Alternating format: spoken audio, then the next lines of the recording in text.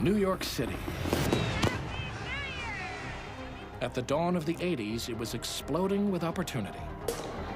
Boom times. That's what the numbers signal today, an economy that's on a roll in this country. A place to seek money, power, fame. Amid the glitz and greed, 5 titans seized their moment.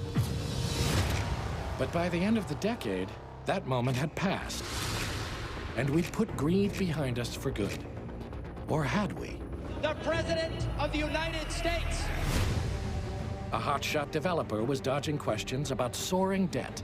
Trump, the cash crunch. And scandalous behavior. Well, she's a fantastic woman, but I won't say any more. But the tabloids that helped make him were about to take him down. You have a lot of very dishonest reporters, in my opinion. A hard-charging prosecutor had become a candidate for mayor. The word impossible is just not in my vocabulary. But some in the city were growing tired of his crusades. The people of our town don't want a prosecutor, they want a mayor. A celebrity Don was back on trial, feeding a media frenzy. The Gotti trial is the hottest show off Broadway. And when the verdict was read, the Teflon is gone, the Don is covered with Velcro. Hundreds of Gotti supporters, outraged by that sentence, tried to storm the Brooklyn courthouse. And while the former king of Wall Street was finally headed for jail, the Queen of Mean was mounting a last-ditch effort to remain a free woman. Not guilty, not guilty. I am innocent. You know, these are rats. That was it. I'm going to take you out, you're going to take me out. This isn't going to end well. I've never seen anybody so heartbroken in my life. She was devastated. There was almost a daily feeling of how crazy this is.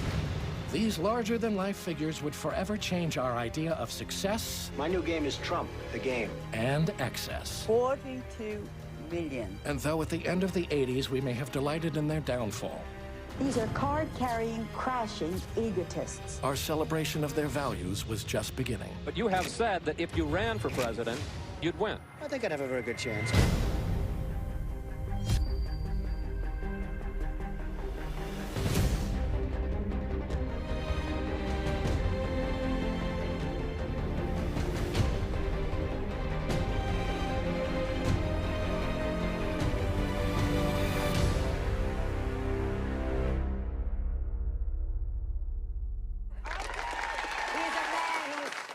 Smart, has done very well for himself, for an ex-Chippendale dancer.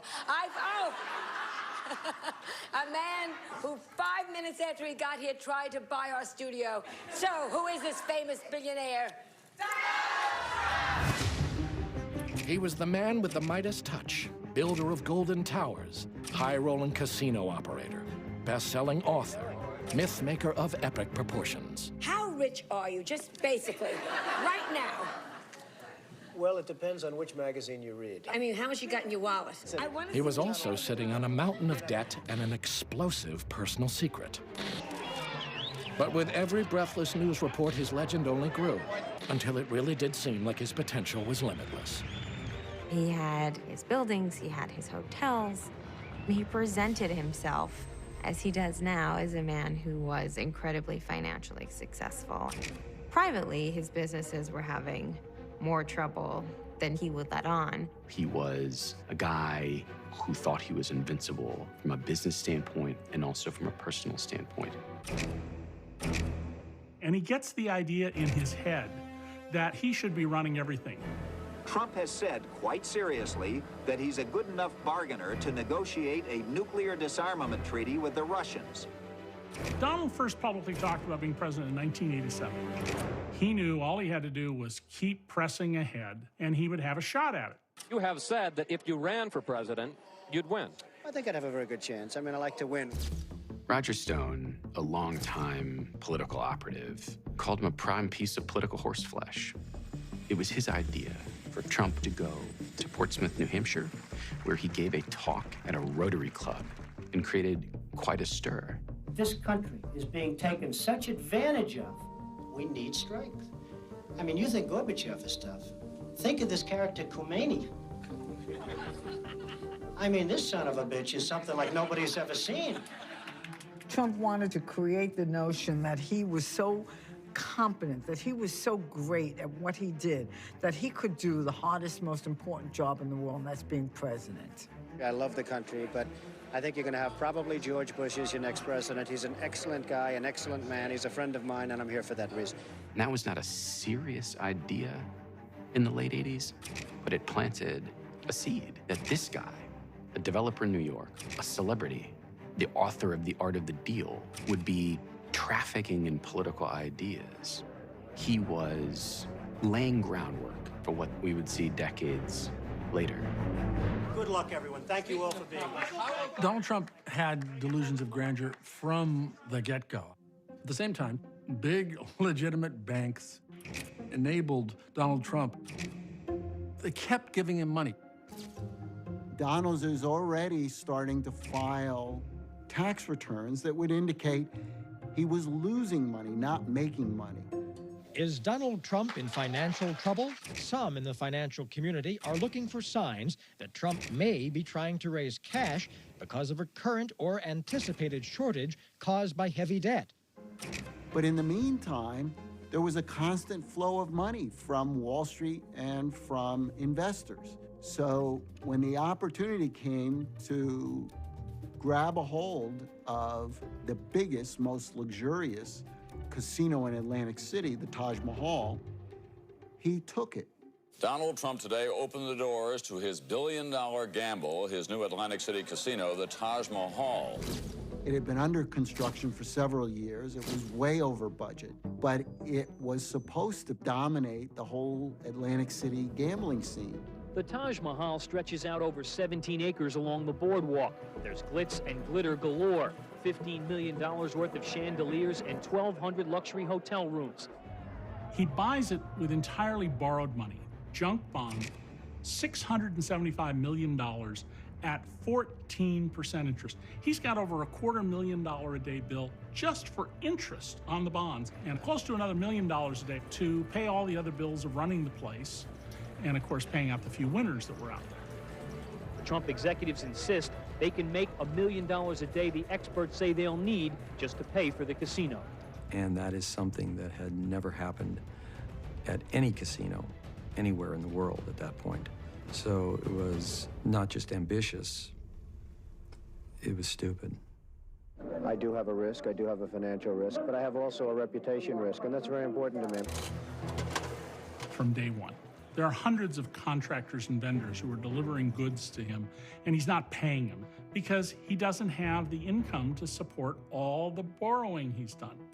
And then the day came when Donald couldn't pay the monthly payments on his debt, and it's very clear that this is going to collapse. There was almost a daily feeling of how crazy this is. So $1 million a day, while it sounds like a lot of money for the building that we're talking about, should be very easily made. We realized that Donald was uncontrollable.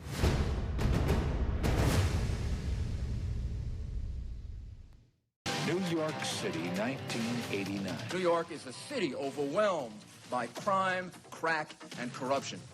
The fear in our streets, parks, and subways all point to a city that is out of control. He was the avenging U.S. attorney with an audacious crime-busting record. And he was now closer than ever to his ultimate goal of winning political office. With crime rates surging in 1989, no one seemed better suited to become New York City's next mayor. From a policing perspective, it's a very violent era. This was a very constant topic of conversation, the level of violence in the city. Giuliani ran as the law and order candidate, and New York needed more law and order. As mayor, I will lead the battle to take our streets back, parks back, subways back from the criminals. And saw this as an opportunity to clean up the city. Giuliani remains a major threat to Koch's chances for a fourth term, assuming the mayor survives the Democratic primary, particularly the challenge from David Dinkins. David Dinkins had risen through the ranks to become Manhattan Borough President, a somewhat powerful job. During the primary, race relations were very tender, and Dinkins came in as someone who might be a healer. I felt the rise of David Dinkins in the context of a series of racial events through the 80s. The Michael Stewart incident. There's the Eleanor Bumpers incident. The Howard Beach incident. The victims were 3 black men whose car had broken down. The crime problem, all too often in New York, is seen as a racial problem, but it's the incidents where blacks and whites interact that generate the headlines, that generate the tensions. A Wall Street investment banker remains unconscious in very critical condition tonight after a brutal attack while she was jogging in Central Park. The Central Park jogger case turned into one of the biggest rape cases we have ever seen in New York City. A young white woman was beaten badly, raped, and left for dead. Today, police arrested 4 juveniles, ages 14 through 15, all charged with attempted murder and rape. Black and Latino kids, whatever the police and the prosecutors said was accepted as fact. The horrifying crime has sparked a new call for the death penalty, this one from billionaire developer Donald Trump. Donald Trump takes out an ad in all the major newspapers calling for the death penalty before there's been a trial. There's not a thing in the world wrong with hating in certain instances. And you have an instance here where you have killers roaming the street, preying on all of us. He said what he said in that ad, and then he doubled down in a variety of other places. He gave license to think those things about those kids who didn't do it. Amid this atmosphere of racial tension comes the murder of Yusuf Hawkins in Bensonhurst. Police say 30 white teenagers armed with baseball bats and at least 1 gun attacked Hawkins and his 3 companions. This confrontation leads to him being shot to death. In the aftermath of the killing, racial tensions in Bensonhurst and New York City have mounted. It rocks the city. This is not Johannesburg. There are not racists in this community. This is not racist community. We just don't like black people. People were feeling as if the city was reaching a point of ungovernability. It's not enough for people to be angry. If you don't have somebody bringing change in policy and procedures, we'll never get ahead. Koch was perceived more and more as a divisive figure, and that David Dinkins might be the solution to this. In the minds of many, we weren't supposed to win, but nobody told us that. After 12 years leading the city of New York, Ed Koch will no longer be mayor. Instead, David Dinkins, the president of the borough of Manhattan, is in a position to become the first black mayor of the nation's largest city. You gave me your votes, and even more, in a tough time, you gave me your trust. This year, Dinkins faces strong opposition from former U.S. Attorney Rudolph Giuliani. On the day I become mayor, the old political system that is dragging this city down is out. 2 candidates were left to battle it out for the mayor's seat. One, a seasoned politician with a message of harmony and justice. The other, a righteous ex-lawman with a message of crime and punishment. Emphasis on the punishment. Giuliani was a U.S. attorney coming in as a hardline guy. It's not about being the nice guy, it's about being the tough guy. For a person who had mastered the New York media, Giuliani didn't have his message together. He had people making all these allegations relating to the character of Dinkins. It was clear that Giuliani would stoop to low levels to get elected. Why does David Dinkins always wait until he gets caught? Rudy Giuliani, experience, integrity, and nobody owns him. Rudy was a tough campaigner, but we were pretty good also. I think the people of our town don't want a prosecutor, they want a mayor. Well, wait a second. I think the people of this town want a mayor who who has nothing to fear from a prosecutor. I think it became an issue of who could really keep the city under control, and they both were running with different philosophies. The people do not want a city divided against itself. New York is a city overwhelmed by crime. What can unite us is far stronger than the forces that can keep us apart.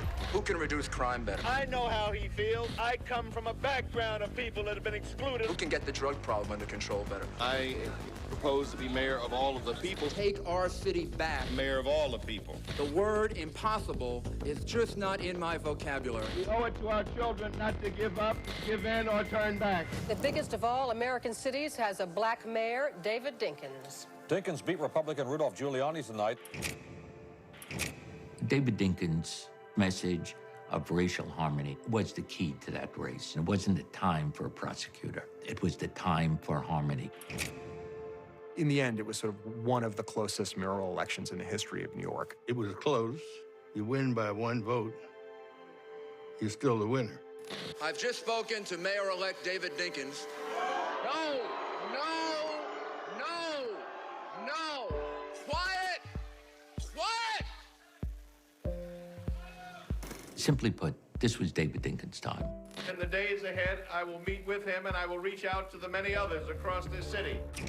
In many ways, Giuliani's run for mayor was an embarrassment. This was a person who had a very, very strong reputation. After the loss to Dinkins, he says that the election was stolen from him because a lot of blacks and Puerto Ricans voted illegally in the outer boroughs. There's no evidence, but one of the defining characteristics of Rudy Giuliani is vindictiveness, is a desire to avenge any kind of defeat, and you can see that in 1989. One of the fascinating things about the Giuliani story is that it was always hard to tell on any given day whether this was a good man or an evil man. Through the lens of that time, you would have said he saw wrongdoing and was determined to punish it and halt it by any means necessary. I think you might look back and say maybe he's a man who really, in some ways, is no different than the people he prosecuted. He just had different tools in which to exercise his will to power. In the totality of Giuliani's career, there was too much good and bad. Morning, Mr. Gotti. What about all this news of more indictments? You think the government's going to frame you? You guys and Giuliani should be in church. Throughout the late 80s, New York's most notorious gangster had captivated the nation by strutting for cameras and skillfully dodging law enforcement. But in 1990, the feds had snagged him again. And this time, they had his own words to use against him. Secret FBI tapes of reputed mob boss John Gotti reveal the dark and violent world of the Gambino crime family. You tell this punk, I hate John Gotti, and I will sever your mother head off. Most of the discussions took place in an apartment 2 floors above Gotti's Ravenite Social Club in Little Italy, an apartment that Gotti had no idea was bugged by the FBI. Clearly, the man Gotti considers his closest ally, according to the tapes, is this man, Sammy the Bull Gravano. About a year or so before we take them off the street, John Gotti made Sammy the underboss of the family. Sammy had the reputation of being a shooter and a killer. So he made sure that kind of stuff got done for John Gotti. Right now, Gotti and Gravano were both behind bars together, awaiting trial, and Sammy Bull had listened to some of the tapes. You know, these are rats. You know and I know that they know that you're taking the money to the table. They got the tapes because they get to listen to the evidence that the government's going to present, and Sammy started hearing what John was saying in some of the conversations that he wasn't part of.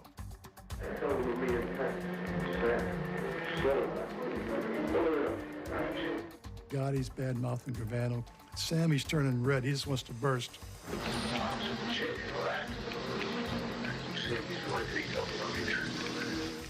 Gotti was basically blaming him for all the murders that he was authorizing. That was it. He and John were now on the outs, and, you know, I'm going to take you out, you're going to take me out, this isn't going to end well. And that's what, you know, put it in his head that he needed to find another way out. He picks your finger. Who? The Godfather. Since Joe Valace became the first sworn member of La Cosa Nostra to break the code of silence, only a small handful of low-level hoods have chosen to follow in violating that sacred code of omerta. Well, the most significant rule in the mafia, the rule that enabled them to prevail and succeed for as long as they did, was the rule of omerta, that is silence. You can't rat anyone out. If you're caught, you go do your time, you keep your mouth shut. Now, Sammy the Bull Gravano listened to the tapes. He knew that his goose was cooked. Sammy Bull got the sense that he can get himself a good deal. Sammy sent word that he wanted to speak to us. We had to go to the jail to take him out. So they bring down Sammy, he gets in the car, we drive off to a safe house. I asked Sammy, he says, tell us about the Castellano Blotti murder. Okay, so he just went from A to Z. I remember drawing a little map showing East 46th Street. I was here with John. Here are the shooters, he drew the whole thing. He heard the tapes, he said everything's accurate on it. I mean, you guys have us dead to rights. But, you know, he put me in those 5 murders, and I'm gonna do life for it. He said, and you guys, I can trust you more than I can trust the mob. He says, I want to join Team America. John found out within that night, word got to him that Sammy had been pulled out, and he knew it was over, just died inside. Sammy the Bull Gravano has been transferred out of a federal prison and is reportedly talking to prosecutors. John Gotti's closest ally, facing 50 years in prison, has joined the ranks of the squealers. The decision by Sammy Gravano to testify is certainly a big event. He knows where all the bodies are buried. Every news organization in the city was covering it. People inside, people outside the courthouse, people watching people who came. It was a huge thing. In New York, the Gotti trial is the hottest show off Broadway, with spectators lining up as early as 2 in the morning, waiting hours for a chance to get inside the courtroom. Mickey Rourke showed up. Anthony Quinn showed up. This is one of the great dramas that's going on today. A lot of people showed up to express their, concern and allegiance with poor John Gotti, who was being fingered by Sammy Gravano, the rat. The trial of reputed mob leader John Gotti has begun in New York City. When Sammy came out, you could have cut the air with a knife. I mean, the two of them stared each other down. I still think John probably felt sicker than Sammy. If looks could kill, there were 2 people who would be falling down dead. He was a great witness. John Gotti barked, I bit. He owned up to the crimes he committed, and he fingered John Gotti for the murders that he authorized and running the crime family, in his image. He nailed him, to the cross. Good morning, everybody. Mob boss John Gotti is facing life in prison after being convicted of all 13 counts against him. The jury concluded that he was responsible for murdering 5 associates in the Gambino crime family and was guilty of racketeering charges. When the verdict came in, he just sat there. He tried to keep and stiff up a lip, but he knew that he was dead in the water, convicted, and gonna go to jail for the rest of his life. The Teflon is gone, the Don is covered with Velcro, and every charge in the indictment stuck. Outside, hundreds of Gotti supporters, outraged by that sentence, tried to storm the Brooklyn courthouse. The immediate reaction was a bunch of lunatics went down to the courthouse and started overturning cars. And people started screaming, "Free John Gotti." John Gotti took power of the mob at the right time. He was someone who was, out there when the media was looking for a godfather. There was a kind of nostalgia aspect to John Gotti becoming this famous figure in the 80s. Mafiosi were regarded as high-stakes entertainment figures. They could kill each other, they could become famous, they wear fancy suits, and be on television all the time. And like, they're not gonna kill me. They're not gonna kill my children, so fine. I think John was a product of what was going on in the 80s. The Page 6 stuff was becoming big. Just being recognized on any platform was significant, and he fed into that. I mean, it consumed him.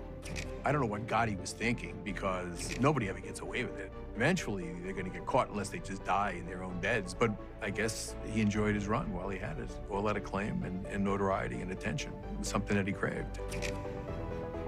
Whatever power the Mafia had, it's gone. The Mafia would never be the same once John Gotti was put in charge and then once he goes away.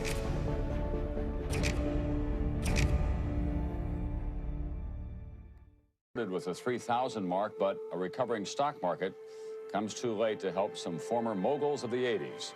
Many of the rich and famous now are not as rich, and some are infamous. By 1990, the stock market may have recovered from the crash of '87, but the verdict was in. Greed was no longer good. These are card-carrying, crashing egotists. The heroes of the 1980s had become villains right before our eyes. Another fallen mogul with a big ego, Ivan Boesky. He bribed people to give him inside information and made millions. Ivan Boesky, he's not a guy who's going to be on a magazine cover ever again, but he did it. We're not doing it to him. He did it, and therefore should pay a price. Boesky served his time, grew a beard, and was last seen testifying against a former friend in court. Ivan Boesky or Dennis Levine or some of the other perpetrators, they were pariahs. Ivan Boesky was a tragic figure, partly because he had talents. He was very disciplined, he worked very hard, but in the end, the lesson of New York in the 80s is greed wins out. As fate set in and former masters of the universe were shamed by the city that once worshipped them, one wasn't giving up without a fight. Harry and Leona Helmsley, one of the world's wealthiest couples, are charged tonight with cheating on their income taxes. Accompanied by her husband, Harry, who wasn't well enough to stand trial, and pushing her way through a mob of photographers, Leona Helmsley arrived to learn her sentence. Hang her by the toes. I think she should be given the maximum. Leona Helmsley was convicted of income tax evasion and aiding and assisting in the preparation of false tax returns. She was also found guilty for mail fraud relating to the New York State income tax returns. Leona Helmsley won't go to prison right away. She left court with her husband free on bail to prepare an appeal. I've done nothing wrong. I have done nothing wrong. Leona Helmsley felt she was innocent. I'm innocent. And that she was indicted only because I'm Leona Helmsley. That had she been a man in business, she clearly would have walked or been elected president. Once she was indicted, Leona Helmsley hired Gerald Pfeffer to defend her. He did not win the case. Of course, he went from being her hero to being some awful person, so she replaced him with Alan Dershowitz. Our defense attorney, Alan Dershowitz, has promised to take her case all the way to the Supreme Court if necessary. The joke is over. We're talking about putting a 71-year-old woman with an ailing husband in jail. Enough is enough. We will file our brief in 3 weeks, and we will approve and assert we will win. Total innocence.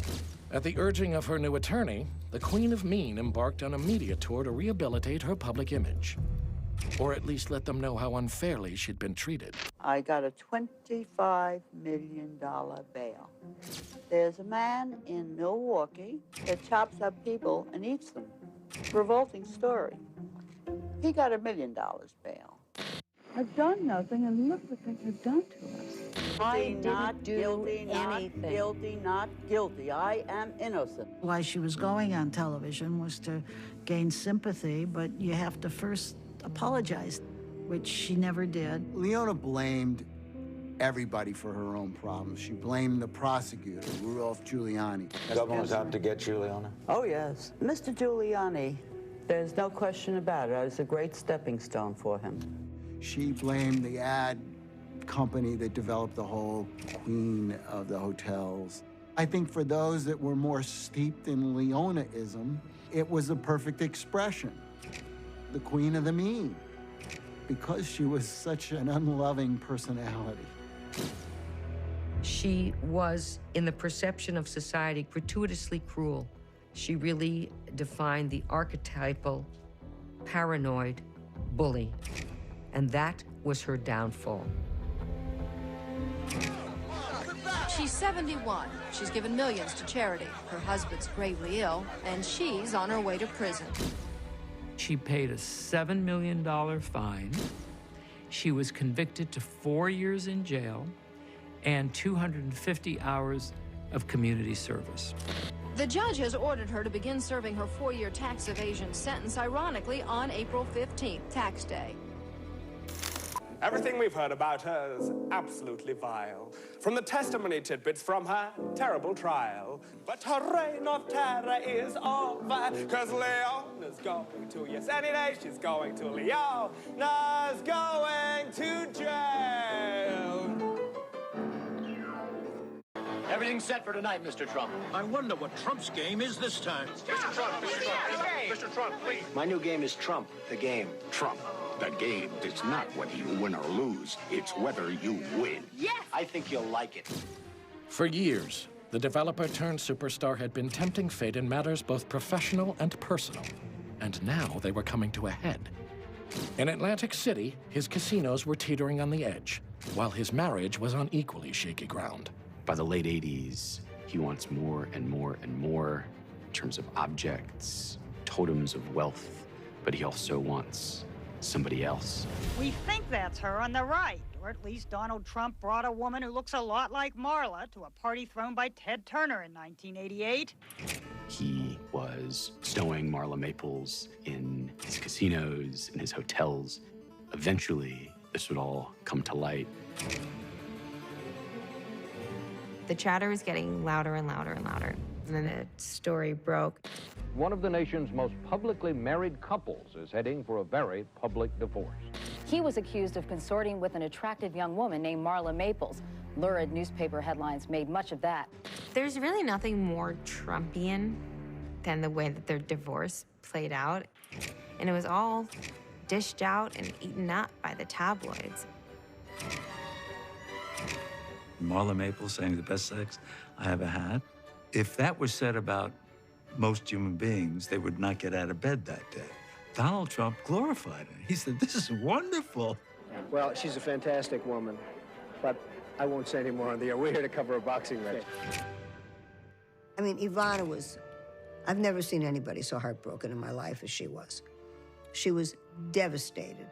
Poor thing. Some people think this first celebrity divorce of the 90s is something serious being turned into a circus. No matter who it is, separations are sad. Ultimately, I think Ivana won.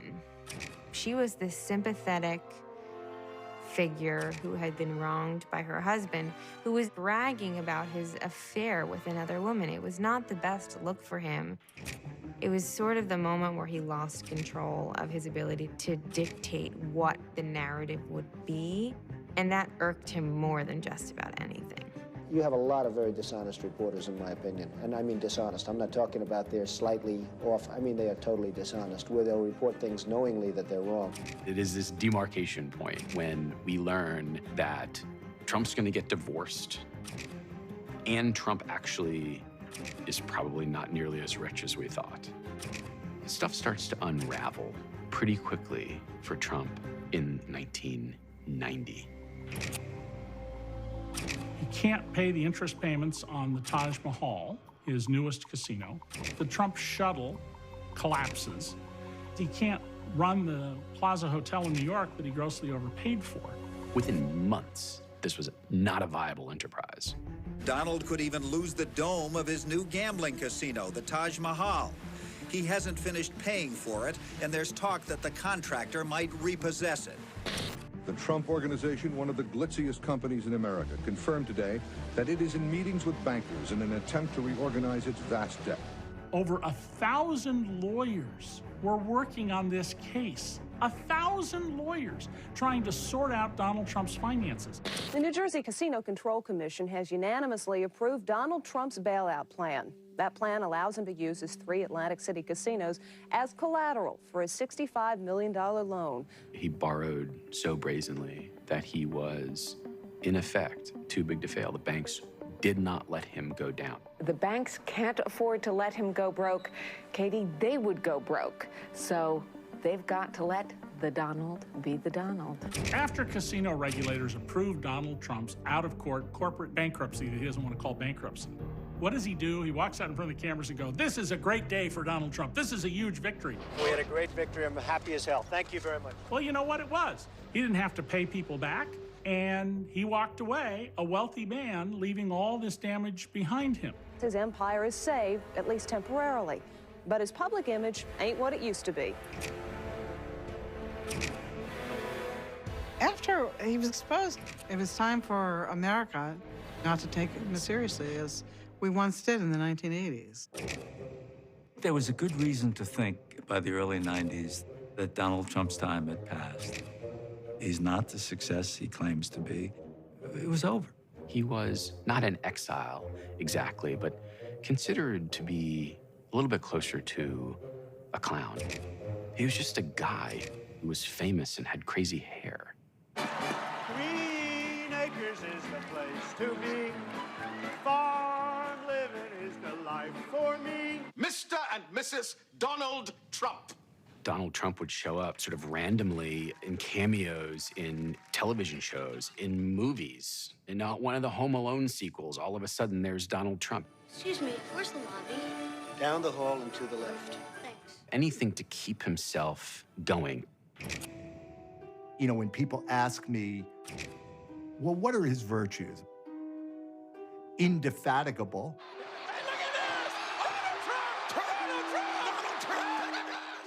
Relentless. Here he was, last man standing. And that was the story that he told. And pretty soon, people forgot about all the problems.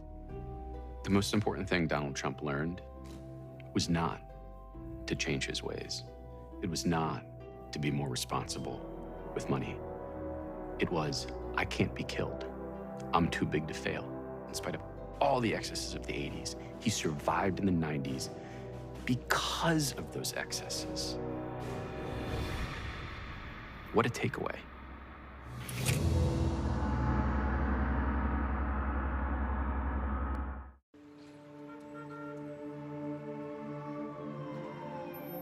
Those of us old enough to remember the 1970s, when we wander around New York today, we drive our children crazy. It used to be so dirty.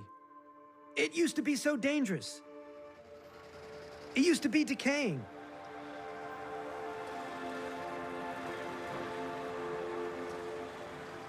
And all of a sudden, it's as if Cinderella's fairy godmother came and eliminated crime and eliminated grime and made towers grow and made a city that looked like it was on its way to becoming the ash heap of history into the next great center of civilization. And yet, those things come with a cost. And New York City not only symbolizes all the great that occurred in the 1980s, but the underlying hangover from the 1980s. In the 80s, the idea of the American dream was transported. It became an individual dream. It was about individual success and individual power. And we didn't, unfortunately, care enough about how they attained that success and how they attained that wealth. The American dream actually is very deceiving. This self-flattering idea of America is a place where you play by the rules and you're industrious, you'll do well. Well, here are all these people who became unreasonably, fabulously, financially successful by breaking the rules. You will lie, you will cheat, you will steal, you will backstab, because doing it the right way takes too long. Money. Who's got it? Is there an unelected elite that rules our town? In the moment, it may seem as though it was just a temporary change, that America kind of lost its mind for a few years there in the 1980s, that all these people got their comeuppance, whether it's Ivan Boesky, who became a pariah, Donald Trump, whose company went bankrupt before, of course, reinventing himself, Leona Helmsley, who becomes a figure of total ridicule, John Gotti, who finally gets nailed, and Rudy Giuliani, who was sort of ruthlessly ambitious, who lost his first mayoral race in 1989, What seemed like kind of a fleeting moment is, in fact, a defining moment, because the legacy of those years are what we are living with now, this obsession with wealth, with celebrity, this sort of turning away from the idea that, it's part of your job as a citizen to take care of other people. Today, there's so much ink spilled about the Kardashians and Instagram influencers, how they have corrupted society, how these people don't deserve to be successful. It's all based on nothing and based on a lie. But what we're seeing today started in New York in the 80s by people who were also making up their own realities, exaggerating their own successes, greedy in a way that we had never seen before, and willing to do whatever it took in order to propagate these myths. Wall Street, it's still fueled by the greed, by fear, by testosterone. And so we can sit here and talk about Ivan Boesky and Michael Milk, and young people beside the TV can say, who the heck are those guys? Well, they're the same guys that are working on Wall Street today. It's all the same. It's all the same, just different names. And we had another huge round of insider trading scandals again in the 2000s.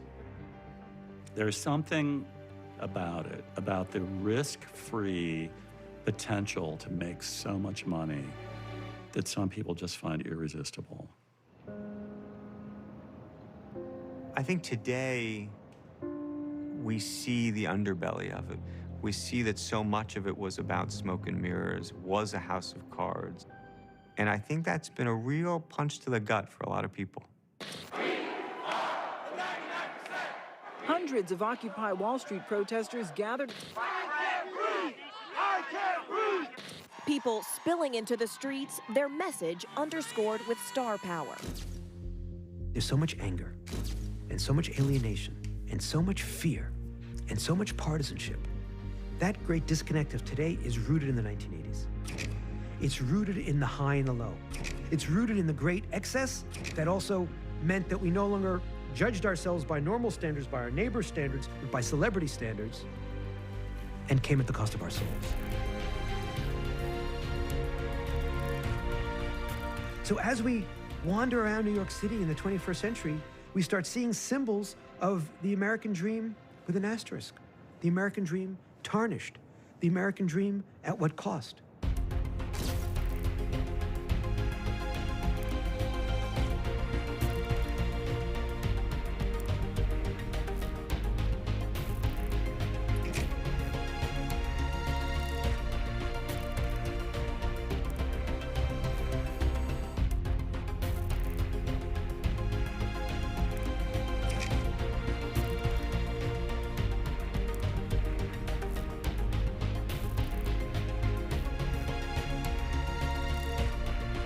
No, it isn't truth. Truth isn't truth.